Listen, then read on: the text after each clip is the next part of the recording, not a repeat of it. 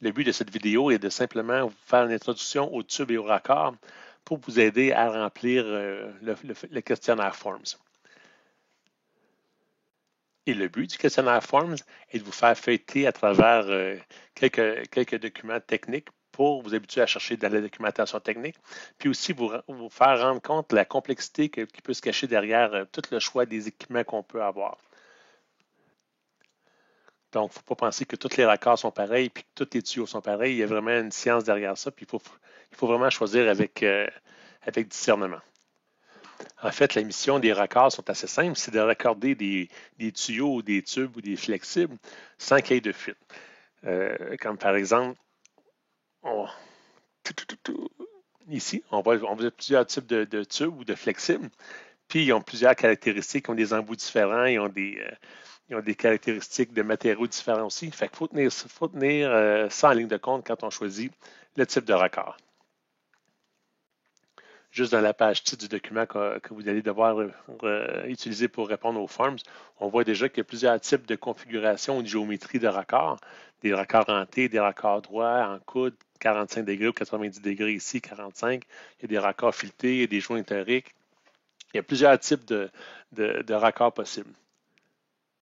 Puis ça, bien évidemment, il faut tenir compte de la géométrie parce que c'est pas juste une question d'assemblage, mais c'est aussi quand on veut faire de la maintenance, il faut prévoir que ce soit facile à démonter et remplacer si on a besoin de le remplacer. Mais au-delà de la géométrie, ben, il y a d'autres considérations à prendre, comme par exemple, si vous devez faire une installation dans un milieu particulier où il y a des normes spéciales, comme par exemple en pharmaceutique ou quand on fait des salles blanches, ben là, il faut absolument qu'il n'y ait pas de contamination dans les raccords. Il faut que les raccords soient facilement nettoyables. Il ne faut pas qu'il y ait de résidus ou de bactéries qui peuvent se développer à l'intérieur des petits coins cachés du raccord. Fait qu'il va y avoir des normes qui vont dire quel, quel type de raccord utiliser. Il va y avoir aussi des considérations pour les pressions. Il y a des raccords qui peuvent maintenir pas mal plus de pression, jusqu'à exemple 50 000 livres de pression, alors que d'autres ne peuvent pas dépasser un certain nombre de pressions. Et outre les pressions ou les domaines d'activité, il y a aussi le fluide qui va passer à travers les raccords ou les tubes. Il faut qu'il y ait une compatibilité chimique entre les deux, parce qu'il y en a qui peuvent faire corroder rapidement le tuyau ou ou le raccord comme tel peut venir contaminer le fluide s'il y a une réaction chimique avec le fluide qui passe à l'intérieur. Il y a aussi une compatibilité entre les raccords eux-mêmes, entre le raccord et le tuyau, parce que si on a des différents types de matériaux, ça se peut qu'il y ait de la corrosion galvanique qui se passe entre les deux. Ça veut dire qu'il va y avoir des électrons qui vont passer d'un matériau à l'autre, puis ça va faire un effet de pile, puis il peut y avoir de la corrosion qui peut se former à cause de ça. Et en plus des caractéristiques physiques et chimiques, il peut aussi avoir simplement des considérations de type de système. Si par exemple, vous faites un système que vous devez adapter votre système à un système existant, puis le système existant il est tout fait en impérial, bien, ça serait plate de tout faire un système métrique pour s'adapter au système impérial. Il existe des raccords qui passent d'un à l'autre, mais idéalement, c'est mieux de prendre le même type de raccord pour faciliter la gestion des stocks. Pour ne pas avoir trois, quatre sortes de raccords qui se ressemblent, finalement, ce n'est pas tout à fait les mêmes. Fait que c'est mieux de s'adapter au système actuel, en fait. Fait que même s'il y aurait même s'il y aurait des raccords type compression comme celui-là qui pourrait faire qui pourrait faire la job, mais si tout le reste est fait en tuyau fileté ben, ou en raccord fileté, ben, c'est peut-être plus facile de le mettre en fileté si c'est possible ou si c'est adéquat de le faire. Il n'y a pas de solution unique, là, mais en fait, il faut tenir ça en compte quand on fait un système. Donc oui, il existe plusieurs types de raccords, puis il y a aussi plusieurs compagnies qui font des raccords vraiment semblables. Mais ce n'est pas conseillé de prendre, comme par exemple, ça c'est des SwageLock, de prendre des raccords SwageLock pour se raccorder sur des raccords, exemple Parker, qui font une gamme semblable de produits. Parce qu'il peut y avoir des incompatibilités légères, ça peut faire des petites fuites ou ça peut occasionner des problèmes. Si vous êtes obligé de faire un mélange de deux fournisseurs différents, assurez-vous que la compatibilité est vraiment parfaite. Sinon, ça peut occasionner des problèmes. En regardant ce document-là, on peut voir qu'il y a plusieurs types de raccords. Il y a des raccords NPT, ISO, BSP, puis il y a des tubes, tout ça. Fait que, on va commencer juste pour voir la différence entre différents types de raccords. Il y a des raccords, premièrement, filetés. Le filetage, il y a deux types de raccords principaux. C'est les BSP, les British Standard Pipe. Il y a deux types de raccords. Il y a des raccords dans les BSP, il y en a des raccords droits, Puis il y en a qui sont coniques ou taper. Fait que ici, c'est BSP, P pour parallèle, le deuxième P. Puis l'autre, c'est conique BSP avec un T pour taper. C'est-à-dire que lui est en angle. Donc, si on prend un raccord, par exemple, mâle, mais les deux raccords mâles de BSP, là, de British Standard Pipe, ils peuvent rentrer dans des filets droits, des filets cylindriques ou parallèles. Donc, on peut tarauder en parallèle, puis ça va rentrer dedans. Quand on a un filet droit, mais l'étanchéité ne se fait pas par le filet. Il se fait par, ça prend un joint torique ou ça prend une surface vraiment, vraiment plane ou spécifiquement qui va faire l'étanchéité. Donc, en serrant les deux ensemble, bien, on vient compresser le joint torique, puis on vient faire le scellement comme ça. Alors que quand on a un filet qui est conique ou tapered, mais quand il est conique, c'est que les deux cônes, en rentrant dans l'autre, vont finir par se coincer entre eux autres. Puis c'est, en plus ici en fait, là, les deux, ça va faire la job. Fait que plus qu'on rentre, plus que les deux joints vont s'entrer solidement un dans l'autre, puis c'est ce qui va créer l'étanchéité. Par contre, pour avoir une étanchéité parfaite, il faut rajouter une pâte ou un élément entre les deux qui va venir faire assurer l'étanchéité. C'est pas juste le métal sur le métal qui assure l'étanchéité parfaite. Fait que ça, c'est pour les British Standard Pipe. On a l'équivalent pour le National Pipe Thread. Ça, c'est la même chose. C'est des filets coniques ou des filets droits.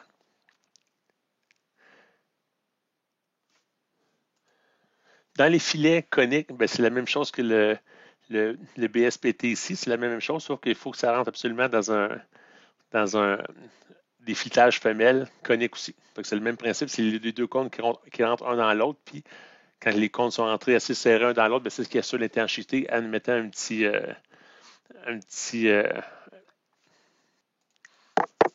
matériel d'étanchéité entre les deux.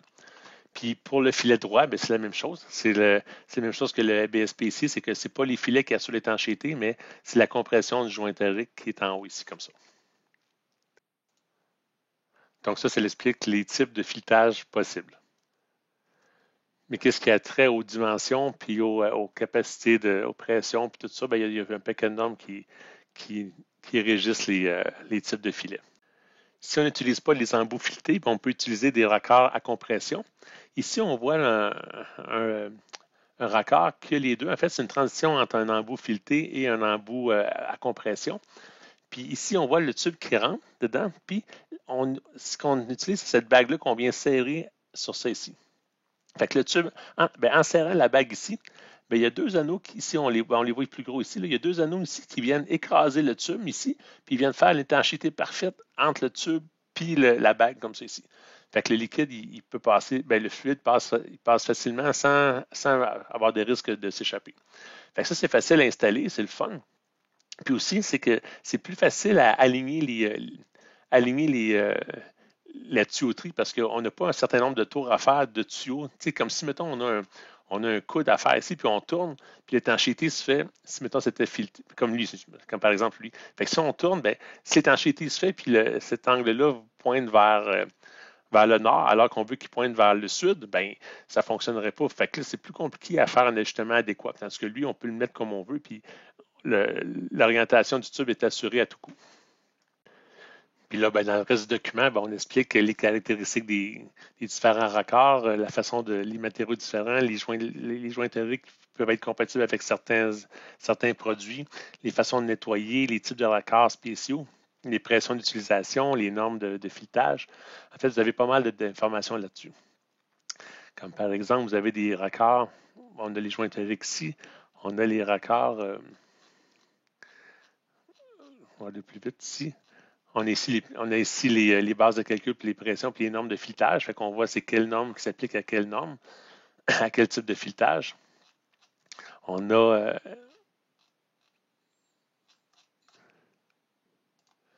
par exemple des raccords que le tuyau peut passer barre en barre du raccord. Fait que c'est pas nécessairement pour faire des unions. Puis ça peut servir à faire passer un thermocouple, par exemple. Fait que le thermocouple peut passer à travers ça, puis on peut faire un filetage, on peut le raccorder dans un autre raccord. Donc, l'accès au thermocouple est gardé intègre, en tout cas.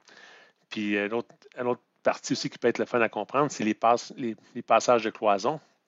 C'est que si vous avez un tube qui doit passer à travers un mur ou une paroi métallique, ou peu importe, on est capable de. En fait, un des côtés, c'est un des raccords de dessus, puis de l'autre ici, mais on a un écrou qui peut venir s'ajuster puis venir serrer ici. Donc,